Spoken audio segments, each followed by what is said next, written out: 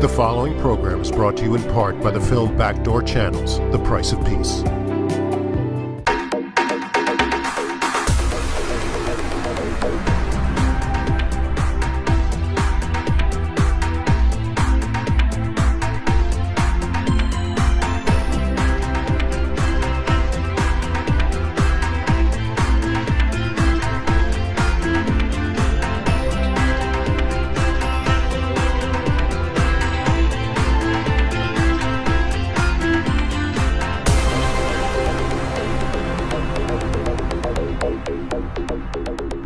Welcome to another Leon Charney report, and we have with us today two scholars. One is Stephen Cook from the Council on Foreign Relations, the other is Leon Greene from The Economist. One is an Oxford graduate, and Stephen, where'd you go? Harvard, Yale, Princeton? University of Pennsylvania. University, U of P. He made it to the Ivies. We're going to talk tonight about Obama, about politics, about Israel, about the Middle East, about George Bush, about Ehud Olmert, who made statements, well, we'll talk about that later, and basically go around the world and see what's happening. But Obama is the story, it's a world story. And Leon Greene just written something about Obama and the Arabs for The Economist, so we'll start off with him. What'd you find? Well, there has been the story that Tom Friedman, we started from Tom Friedman's column about a month ago. It's called Obama on the Nile, and he interviews a bunch of his friends as on the Nile? Columnists are required to do, I guess, in Cairo, and found that that Obama's going to completely remake America's reputation in the Arab world. It's not that simple. You probably could have known it's not that simple, but a colleague and I looked into a lot of Arab opinion pages, specifically sort of the Tom Friedmans of the Arab world, the opinion columnists at Al Hayat and Al-Sharq Al-Awsat, and looked at what they were writing about Barack Obama, and they're a lot more cynical, they're a lot more skeptical of Obama, particularly since the speech to AIPAC, the undivided capital, when he mentioned that and these other things really. Why did he reverse that in 24 hours? It's still not clear to me whether when he said that he was intending to make that his political marker. If he didn't know that that was a code that would be understood, right. He wasn't up on his sort of Middle East lingo as far as that code, and he should have been. I think it was a genuine mistake. He said he didn't know it was code, and to me that seems the easiest explanation. It makes more sense than him reversing his position completely. Well, he was asked that in Israel yesterday. And well, he's saying now he meant that undivided, well, not like it was before with barbed wire and so forth between Israel and the Jordanians. Like I say, I think that makes slightly more sense than him completely reversing himself on something so important between a speech and the next day. What do you think, Stephen? Well, I think how Obama characterizes Jerusalem is less important than Lane's original piece on how the Arab world views Obama. Indeed, there has been some cynicism as a result of the speech at AIPAC. But for the year or two before, as long as Obama has been running for president, Arabs have been projecting their own hopes and aspirations for American foreign policy on him, primarily because he's an unknown quantity. Because of his middle name? His middle name? Well, I think his middle name certainly has some, there's some level of attraction there. His middle name is Hussein. Right. He's obviously not a practicing Muslim. He's a churchgoer. But I think it has to do more. No, he says he's a Christian now. Right, he's a Christian. He's not a practicing Muslim. He's not a practicing Muslim. Right. That's what I said. I think the point is that his emphasis on change coincides with the Arab world wanting to paint a picture on their own canvas of what the next president's foreign policy will be like. All right. The way in which the Arab world views Israel, I think you can generally sum it up by what a Saudi interlocutor said to me. He said, well, we recognize the reality of Israel, but we don't necessarily accept its legitimacy. Israel has a legitimacy problem in the Middle East. This is part of an Egyptian nationalist narrative that Israel is a colonial creation in the Middle East, and that their battle against foreign domination is the same as the Palestinians' battle against Israel, because Zionism and Israel are colonial creations. Certainly there are people who want peace. Vast majority of people in the Middle East want peace. But at the same time, they don't necessarily accept Israel's legitimacy in the region. There's another interesting point about Obama. You know, he came out of Harvard, and he could have had any job, really, big-time job, big money, big, you know, law firms. He could have really, he was Harvard Law Review and editor of Harvard Law Review. The fact is, he gave it up to be a social worker. And that tells you something about this guy, that he really may want to be more socialistic in his country than we think, because it's in his guts, in his veins. So we have to look at that and see what that means. And in context with you two, because you're basically foreign policy experts, what does that say? How will he look upon the world? I mean, you've got to look at his background and see where he's going to go in the future. And people forget that, by the way. You know, he gave up huge lucrative jobs to go to become a social worker, work the community. I think in foreign policy, what's in his bones, and I think you see this, and you saw it in the speech in Germany, is he described himself as a citizen of the world, something that the Republicans are going to pick up and use, probably try to use against him. They already have their spokesman, McCain's spokesman, saying John McCain is back talking to the citizens of the United States, you know. They're not very subtle about it. But he lived in Indonesia. He lived in Hawaii, which probably most Americans consider barely American anyway. That's where he went to high school. His father was from Kenya. These are all foreign things. I think he just has, and this is a good thing from my point of view, he has the other parts of the world in his veins, and he understands it. When he looks at America, he sees it as the rest of the world sees it. That's a good ability to have, because when you're making foreign policy, even as an American, for America, it helps to know how other people see you. It's true. I've been back from China now, and unless you visit the country or the Far East, as I have, because I've been in the Middle East a lot, the mentality, you have to learn it by being there and being with the people. I agree with you. But the question is how the structure of his foreign policy will be. And that's very deep stuff, by the way. It's not easy to create. Look, George Bush didn't know much about foreign policy way to get in the office. He couldn't even guess the president of Romania at that time. I don't remember what it was. So he didn't know anything about it. We're not sure where he is today. But all these guys get advisors around him. I think it's all unprecedented. No one's had a new thought on the Palestinian-Israeli conflict in many, many decades. But there is no analogy to the current moment. I think that it will be the persistence of the United States to push the parties together. But of course, as one previous negotiator said over and over again, the United States cannot want an agreement more than the parties themselves. I don't think it should be any surprise to anybody that Palestinians, by and large, don't like Israelis, and Israelis, by and large, don't like Palestinians. That doesn't mean that there aren't good relations between some Palestinians and some Israelis, but by and large, this is a problem after everything that has happened between these two people. But again, I don't think that it's really a question of the fact that hatreds can be buried. After all, you know, Israel has very good relations with Germany. The United States has good relations with Japan and Germany. This conflict, though, doesn't lend itself to a resolution that will satisfy everybody.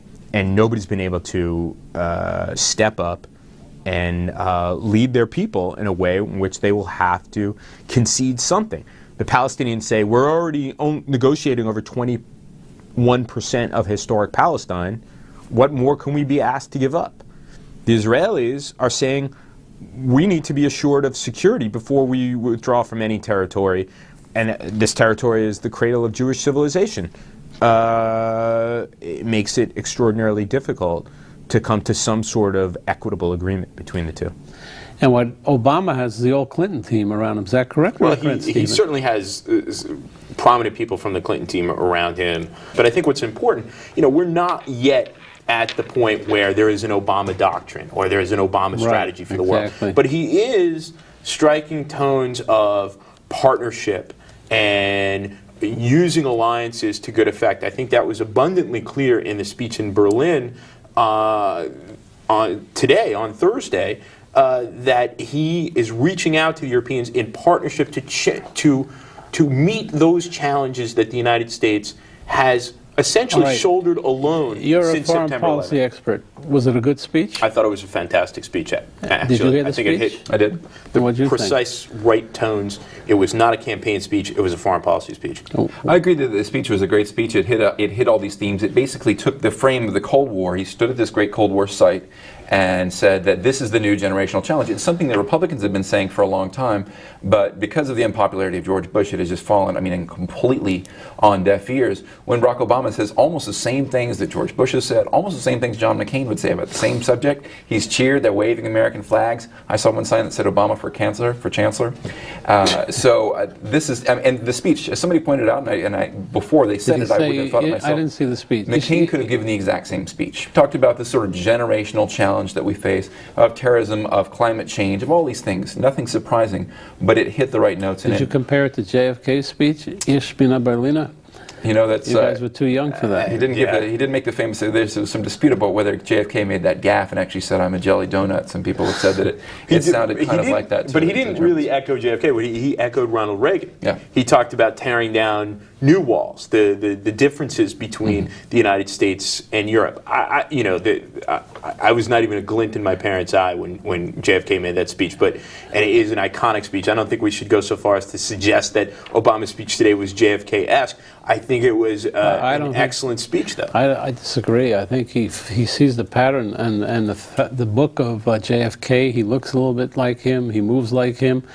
He's doing his convention speech in a huge arena, which is what Kennedy did. He wants to be Clinton, as you may have been in your parents' mind at that time, but I happen to be born and heard those speeches, and I can see the similarities between the two. There's a certain walk, the gait, the whole thing, and that works with the young people. And when people were young, they were mesmerized by Kennedy.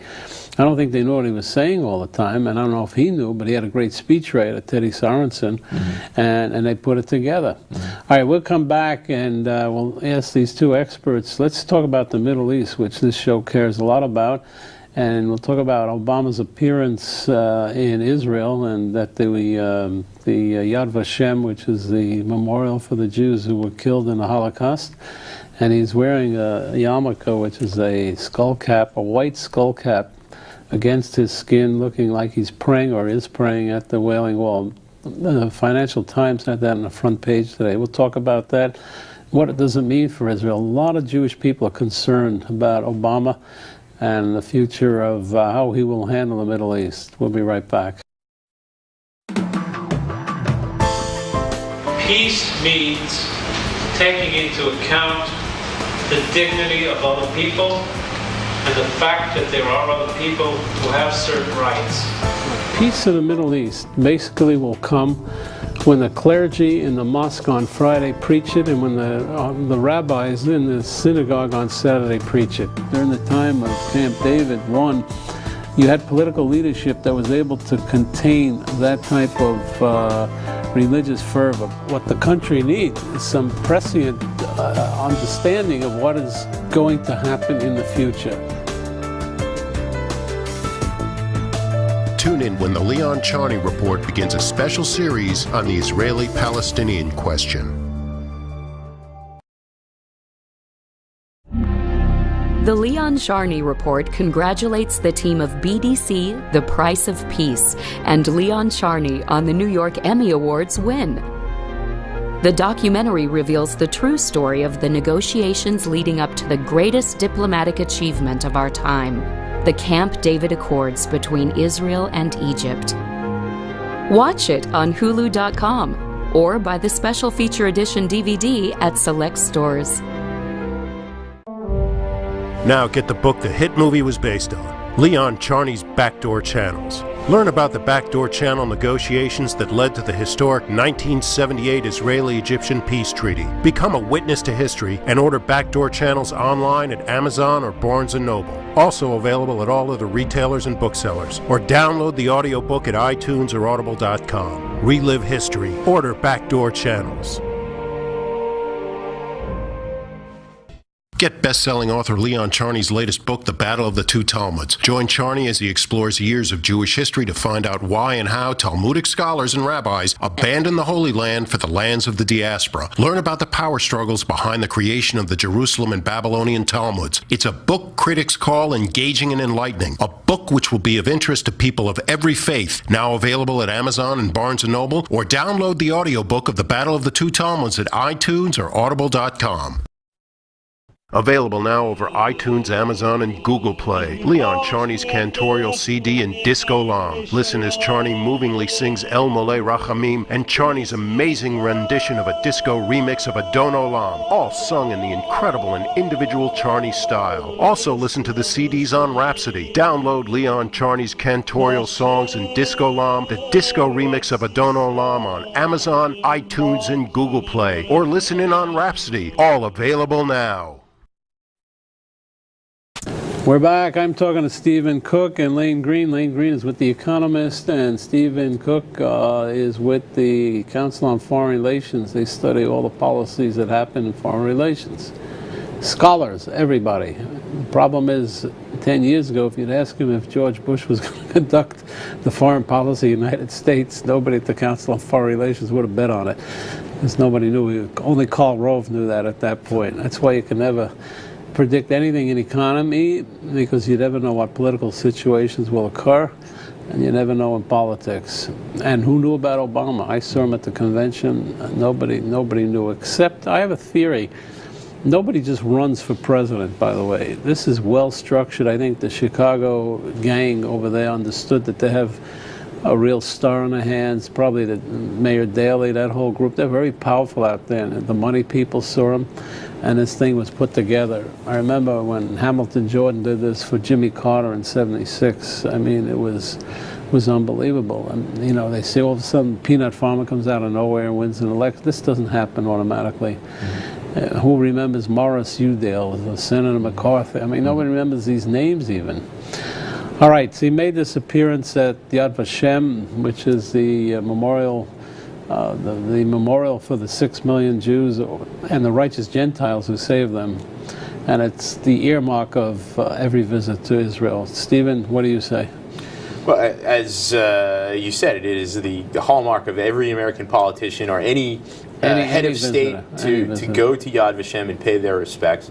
I think it was important for Obama to go, given, as you described, a certain unease among the American Jewish community about the Obama candidacy and what his views are in the Middle East. Clearly, the visit to Israel was intended to allay some of those concerns among supporters of Israel in the United States. Will it work? Nobody knows. We'll have to see. What do you think, Lane? You don't follow that. Well, it does seem that there's still some skepticism, and it's a little unfair because the Jewish and black communities have a strong relationship going a long way back. Of course, Jewish civil rights workers murdered in Mississippi famously in the civil rights era, and so forth. And I don't see any reason to think that Obama is not a real Israel supporter, but I can see at the edges some of the reasons that people pick up on what seems to be a code word. You know, just expressing sympathy for the Palestinians is somehow making people worry or wonder that he's not going to support Israel. You can express sympathy for the Palestinians and support the existence of a strong, stable, secure Jewish Israel.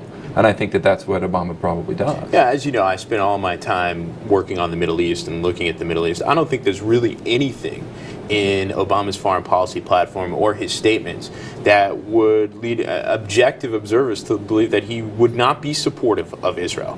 As Lane said, you can express sympathy for the Palestinians, yet at the same time be a staunch supporter of Israel.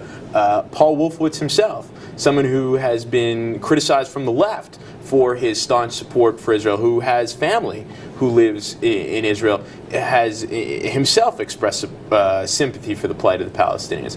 So I think that this is red herrings that are cooked up by folks who are just opposed to the Obama presidency because they are from the Republican Party. I have seen it. I mean, you say Obama to some Jewish people over 50. The younger people don't respond that way.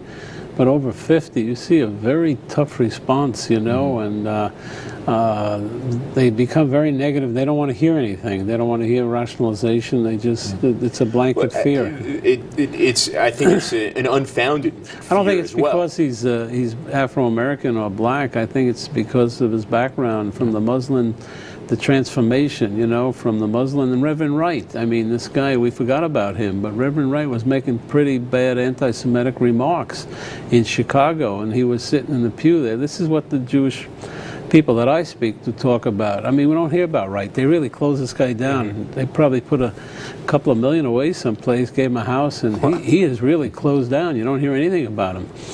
The question is, what can he do in the Middle East? You know, the Israelis feel that Bush was really a phenomenal president to them. Now, if you take that in the present day, maybe he was, but if you think about it for the future, did he plant any seeds for the future that could bring peace? This is the real question. I don't think there's any indication of that, despite the ongoing negotiations between Prime Minister Omar and President Mahmoud Abbas. The conditions on the ground certainly don't lend themselves to any kind of significant breakthrough. But it seems that Hamas itself doesn't have political urgency to get on board with any kind of agreement.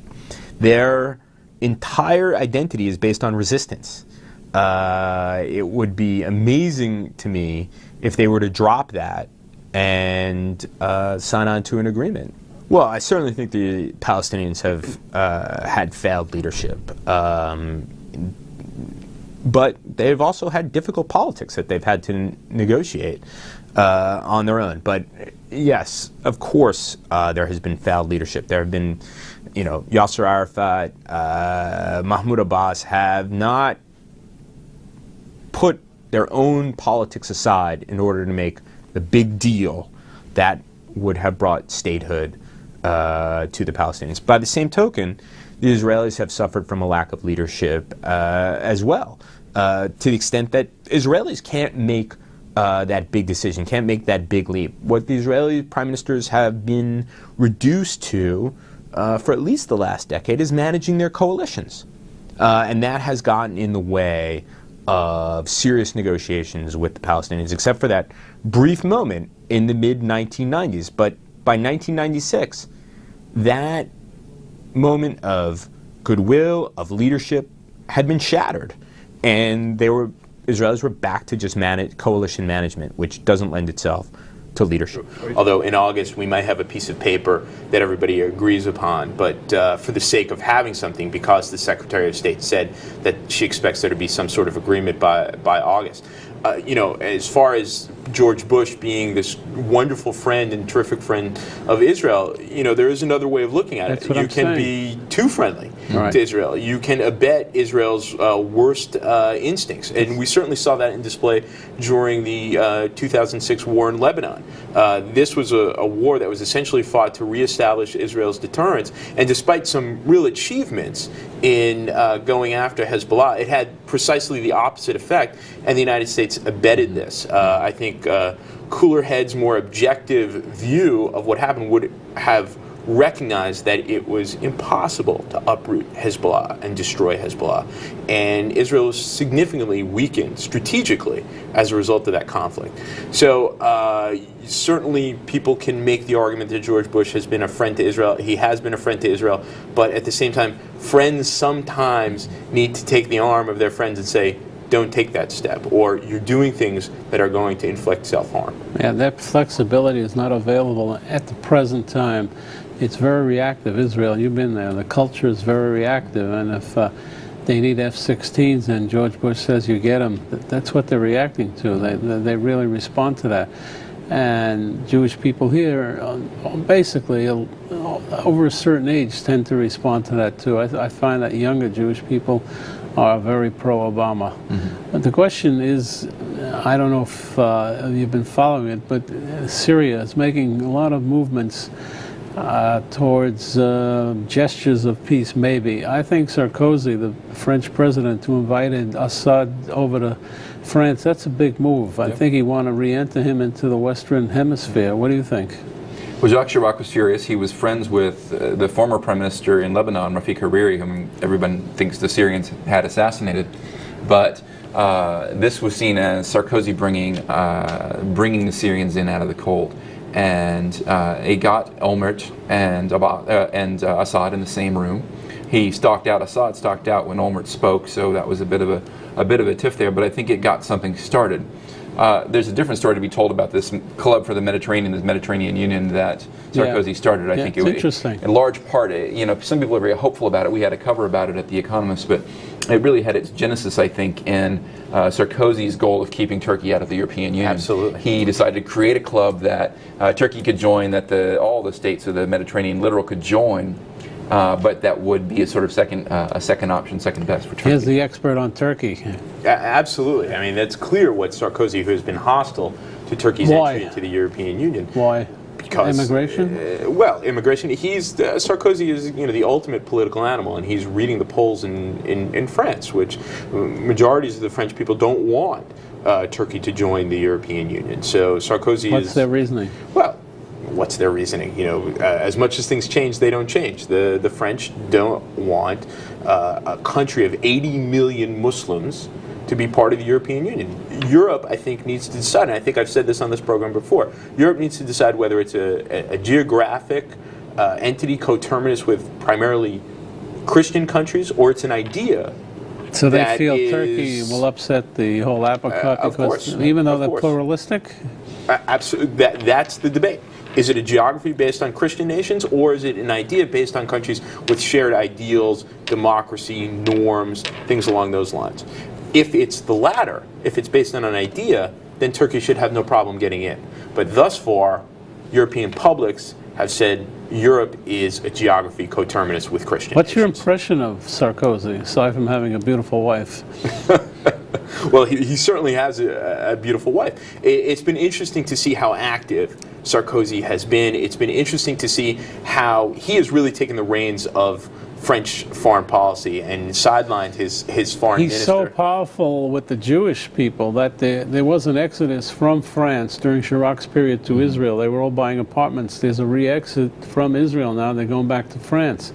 Because Sarkozy has some Jewish blood in him from his grandfather. Has been very positive towards Israel, had a great state visit there, and has shown a lot of empathy for obviously for Israel and the Jewish people, and anti-Semitism, which can become rampant in France. But your opinion of Sarkozy? He's having a bit of a resurgence. We carry an article this week in The Economist about, he went in the tank for a bit. He had a really fast start, and then made a couple of bad moves, one of which was getting divorced and remarrying a beautiful model/singer in the middle of all this. It distracts people. I don't hate him for it, but it certainly distracts people. It got people talking about that and not about the reforms that he wanted. He's quietly restarted some of those, so he's getting back on track. He's not grabbing quite as many headlines as he was before, but he's starting to go back to those quiet economic reforms that France needs. Just all these things like, basically making the labor market more flexible, because that's the big thing in France. It's impossible to get a new job, especially if you're young, and even more so if you're young and Muslim. So he's trying to make it easier for companies to hire, essentially.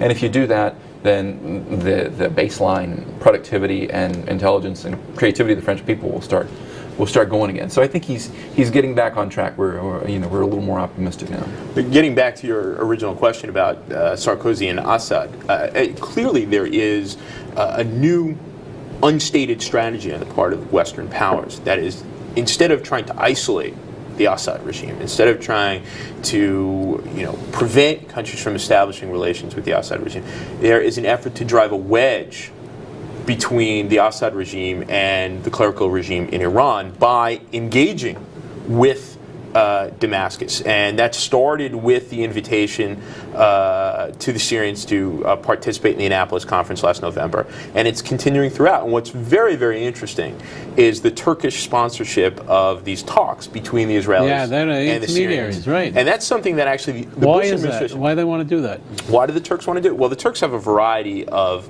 objectives here. They always do. But one of them in Turkey is actually a domestic one. It is to prove that they are indispensable to regional efforts to kind of ward off this effort to close the Justice and Development Party? I do think they are. Well, I think the Turks are very, very important. I always think that. I think, and I tell it to everybody. I think they're indispensable. And the fact on the Syrian-Israeli front, both the Syrians and the Israelis have implicit trust in Turkish Prime Minister Tayyip Erdogan. The Israelis don't trust him on the Palestinian issue, but they trust him on the Syrian issue.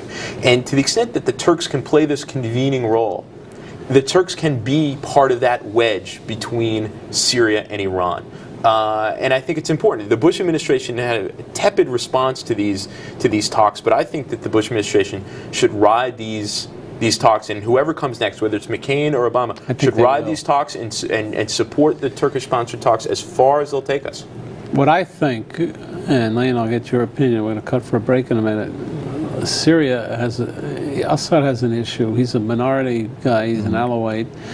There are fundamentalists in Syria too, and that fundamentalism is growing in every Arab country, and Assad can read that. You know, he's got good eyesight. He was an ophthalmologist, and I think he wants to make that move. But what we got to talk about is what does that mean in terms of relationship with Iran. So we'll be right back, and we'll come back with Lane. We'll be right back.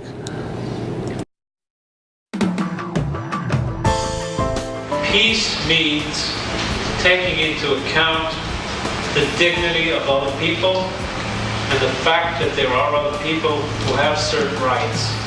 Peace in the Middle East basically will come when the clergy in the mosque on Friday preach it, and when the rabbis in the synagogue on Saturday preach it. During the time of Camp David I, you had political leadership that was able to contain that type of religious fervor. What the country needs is some prescient understanding of what is going to happen in the future. Tune in when the Leon Charney Report begins a special series on the Israeli-Palestinian question. Leon Charney sets out to discover the true meaning of the Kaddish, the Jewish custom of reciting a prayer to commemorate the death of a close relative. Join Charney as he finds out the history of the Kaddish and how it has evolved. Reviewed as a refreshing walk through Jewish history and a book that deserves to be read by both Jews and non-Jews, The Mystery of the Kaddish is now available online at Amazon, Barnes & Noble, and all other retailers and booksellers. Or download the audiobook at audible.com or on iTunes. Discover The Mystery of the Kaddish. Available now over iTunes, Amazon, and Google Play. Leon Charney's cantorial CD and Disco Lam. Listen as Charney movingly sings El Moleh Rachamim and Charney's amazing rendition of a disco remix of Adon Olam, all sung in the incredible and individual Charney style. Also listen to the CDs on Rhapsody. Download Leon Charney's cantorial songs and Disco Lam, the disco remix of Adon Olam on Amazon, iTunes, and Google Play. Or listen in on Rhapsody. All available now. In modern Middle East history, only one peace treaty has stood the test of time, the 1978 Camp David Accord. In the new documentary film, Backdoor Channels, The Price of Peace, learn the true story behind the greatest diplomatic achievement of our time and its lessons for the future. The price of peace is very high to have this courageous man and my close friend killed. Winner of the Telly Award for Best Cultural Program. Now available at select stores including Barnes & Noble and online at Amazon.com. We're back. We're having an in-depth discussion with two foreign policy experts, and one for the Economist, the other for the Council on Foreign Relations. Lane, I said before that it's interesting what's going on with Syria. I think Assad always is watching because he's an Alawite, he's a minority guy. It could be fundamentalism there. What happens if Syria tries to make a move with Israel and in terms of relationship with Iran? Iran is sort of a donor to Syria, a big donor to Syria. What do you think? Well, it's always struck me as odd that the Syrian-Iranian alliance is as close as it is. We've got one secular, majority Sunni, minority Alawite country that's got basically a socialist-type government, with socialist roots, and on the other hand, a completely thoroughly Islamic, Shia, Persian, non-Arab state, and why they've been such close friends is something maybe Stephen can do a little shedding of light onto. But there's a lot of reasons that the Syrians might want to get out of that relationship and find itself in a little more comfortable circumstances via Iraq. Would they have that freedom to go, or would we have a state burial for Assad? The Assad family is not afraid of stepping on some Muslim necks, on some fundamentalist necks. Very hard. The famous massacre of this town in Hama in the 1980s. But that was his father. He wiped out 5,000. But that was his father. This is a family business. Syria is a wholly owned enterprise, a wholly owned subsidiary of the Assad family. So we know that they're willing to do this. So does that mean Assad's funeral? I don't think so. And I think that it almost seems only a matter of time to me that Israel, Turkey, Europe, and the United States find a way to accommodate what Syria really wants, which is to go on maybe a security guarantee. And I don't know. I guess the question for me is whether the Israelis can give. In my opinion, they'll only do on a lease, on sort of a sale leaseback without Home Depot. But what they talk about all the time, when I talk to the pros over there, they talk about a leaseback, and I don't know what you're hearing, but that's a big issue. But one thing about the Syrians, we've said this 100 times, they've kept that border quiet. They don't attack. There's an implicit understanding between them that they don't move against Israel on that border. Well, certainly because they don't want Damascus destroyed, so they use a proxy in southern Lebanon, which is Hezbollah, to attack the I didn't say they're kosher. Right. But we should be clear that there is certainly they have proxies in Lebanon. Exactly. I have a slightly different view from Lane on this issue. First, I think that the relationship between Iran and Syria is a strategic one. It has been going on since the late 1970s, and the Syrians derive significant benefit from it in a variety of economic relations. Also, you have to look at the character of this regime. This is an Alawi regime. It's a minoritarian regime. Sunni fundamentalists do not regard Alawis as Muslims, yet the Shia do. And so talking about Alawites, the Iranian regime's sort of Islamic blessing of this minority that runs this majority Sunni state gives Assad a little bit of Islamic street cred. And I think they'd feel betrayed if they give him all this cover, like you're saying, and if he try to betray them, they get angry. There was also, clear geostrategic reasons. There was a tremendous competition between Hafez al-Assad and Saddam Hussein over the leadership of the Arab Ba'ath. And to the extent that the Iranians were enemies of Saddam Hussein meant that Hafez al-Assad was going to be an ally of the clerical regime in Iran.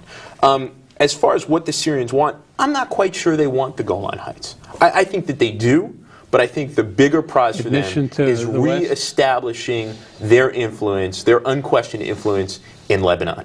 And that's the price that the United States, the West, and Israel are going to have to pay for a peace agreement between Syria and Israel. You think that's interesting? I think the Israelis are willing to pay that price because from the Israeli perspective, a Syrian presence in Lebanon is better than chaos in Lebanon, and it's better than Hezbollah in Lebanon. It's unclear, it's certainly unclear, that Americans or the French are willing to sacrifice Lebanese sovereignty on the altar of Syrian-Israeli peace. I think your theory is great, but I don't think they can do it. I don't think you can sacrifice the sovereignty of Lebanon. Also, we're talking about the tricky situation of three outside powers essentially selling Lebanon down the river to Syria. But the George H.W. Bush administration did exactly that.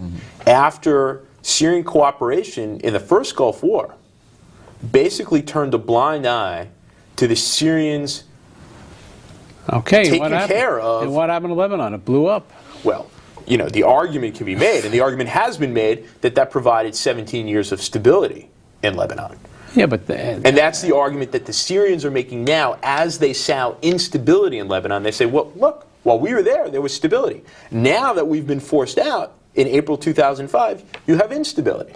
So you think, let me get this clear, Hezbollah, which is really funded by Syria and Iran, and if they took over Lebanon as a puppet basically of Syria, they'd be calm on the border of Israel and Syria. First of all, I don't think Hezbollah is a puppet of Syria and Iran. I think it's an indigenous actor that gets funding from Iran and logistical they're a support player with Iran.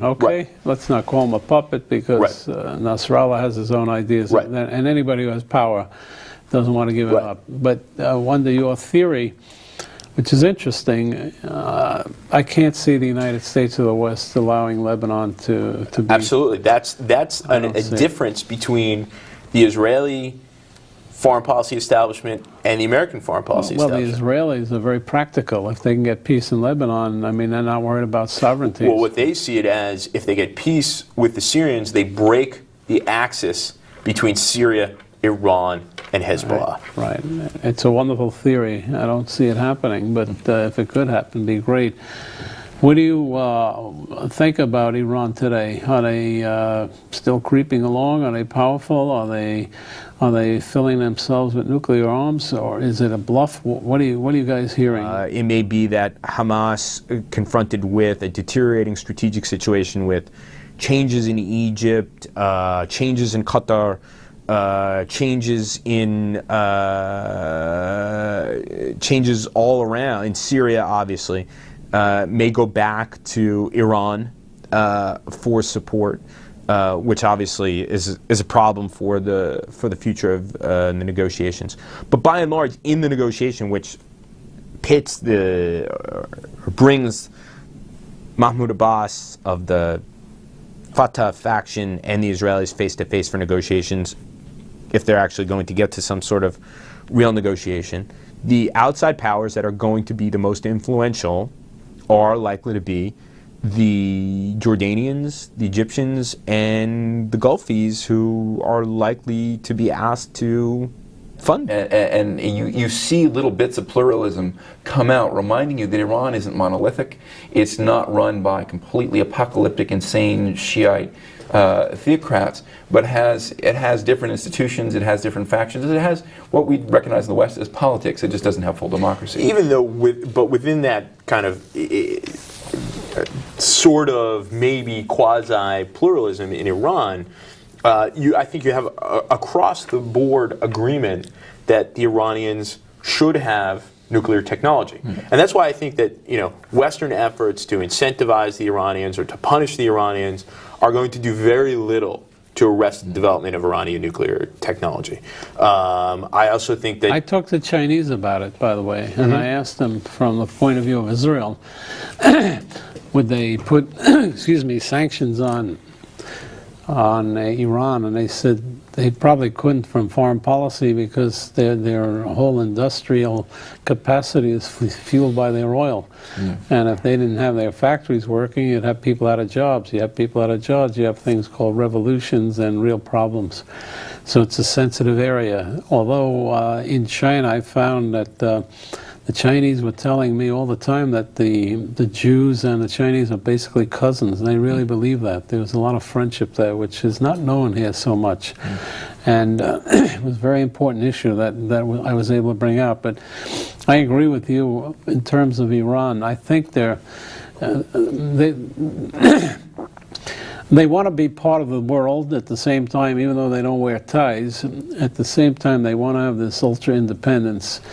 And we in America, we think we can democratize every nation in the world, and we think we can incorporate our habits to these people. It doesn't work in those countries. You better than anybody know that. You study it all the time. True, and I'm not wearing a tie. I noticed. I think there are tremendous contradictions in our policy with regard to democratization, and there are double standards. And I think we are not at a place right now where that's a viable policy for the United States. I think going forward, the United States has to stabilize the region, marshal its resources, and think about really what are the key issues. And one of them is Iranian nuclear development. I don't think military strikes is the answer, and I don't think that this kind of on and on and on incentivizing, talk about sanctions, is really going to move the Iranians. Should Israel be worried about Iran? I think that certainly. I mean, I think you have to take, if you're in Israel, you have to take the Iranians at their word. But then again, let's also look at the broad historical sweep. Lane just talked about an Iranian official saying something nice about Israel. Prior to the 1979 revolution, Iran and Israel were allies in the region. Huge. After the revolution, who was arming the Iranian military during the long years of the Iran-Iraq War? The Israelis. And the United States. And the United States. So there's reason. Very few people remember that. There was a big war between Iran and Iraq about 11 years, right? And everybody, 8 years. There was a huge war. But Killed you know, millions. we're in Iraq for longer than the Second World War now. Do you realize that? It's unbelievable. But it seems to me, I think I'm agreeing with Stephen that Iran really wants kind of readmittance into the club as well. We were saying the same as Syria a little while ago, and I guess the big unknown is whether they would take security guarantee, a right to most but not all of the nuclear fuel cycle, because essentially that's what's on offer. We won't try to topple your regime overtly too much, and we'll give you most of the fuel cycle but not all of it. And if that seems to be where the positions are converging on, that's the only deal available. Except for the fact that, we can say we guarantee your regime, but their regime is surrounded by us on all sides, and they have, and as a result, they have strategic incentive for nuclear weapons. Plus, let's not discount that kind of nationalist impulse. Iran is a great civilization. Iran on par with India, certainly Pakistan, others, and as a result, Iranians should have this nuclear technology. It goes without saying. I think that many Iranians see not the negotiating away their nuclear technology as admittance to the club. It's actually the development of nuclear technology that admits them to the club. We've got to cut for a break, but what we're missing is the importance of religion in Iran. And we can't. We're thinking strategically. We're thinking in a normal way. We're thinking in a political way. We got to look at the women there are wearing their veils over their heads. The men are dressed in a certain way. There is a religious part of it, component to Iran, which you can't forget. And these clerics have enormous power, enormous power. We'll be right back. The Leon Charney Report congratulates the team of BDC, The Price of Peace, and Leon Charney on the New York Emmy Awards win. The documentary reveals the true story of the negotiations leading up to the greatest diplomatic achievement of our time, the Camp David Accords between Israel and Egypt. Watch it on Hulu.com or buy the special feature edition DVD at select stores. Now get the book the hit movie was based on, Leon Charney's Backdoor Channels. Learn about the backdoor channel negotiations that led to the historic 1978 Israeli-Egyptian peace treaty. Become a witness to history and order Backdoor Channels online at Amazon or Barnes & Noble. Also available at all other retailers and booksellers. Or download the audiobook at iTunes or audible.com. Relive history. Order Backdoor Channels.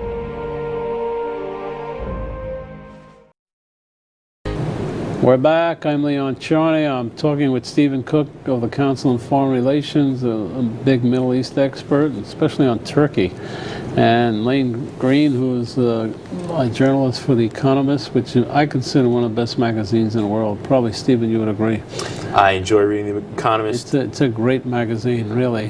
They're probably making some money even, right? We do make money. It goes to show you that there is an appetite actually for pretty serious discussion of things. It's something. It's really a solid magazine. Your reporting is phenomenal. You do a lot on the website too? We do. We have a daily analysis. We have one full-size piece up that's brand new every day, covering the news. We have a few blogs these days. I did some guest blogging for The Economist last October. I remember. Yeah, it was fun. All right. Let's put religion into Iran.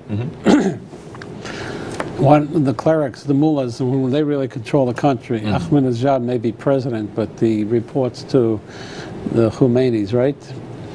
How strong is their religion there, in your opinion? There's no doubt that, these are scholars, these guys that have spent their entire lives devoted, they're sort of like, it would be like if they were run by cardinals. If Italy were run by the College of Cardinals or something, but it's no doubt it's almost 100% of their identity. But the really important question is, what does that dictate? Shiism isn't historically fanatic in its disposition or in its theology. It's not any crazier than Sunni Islam or anything else. The question is how militant, how crazy are these individuals? And it doesn't seem obvious to me. You hear people making the claim, but it doesn't seem obvious to me that they don't fear nuclear war because they know they're going to their virgins and their reward in heaven. Norman Potterheads has made this claim on the commentary, the website of his magazine commentary, that the Iranians are undeterrable by Israel's own nuclear deterrent, because they don't care if they die. He quoted Khomeini saying in the 1980s, "Let this land burn," of Iran. "Let the land burn if Islam is triumphant."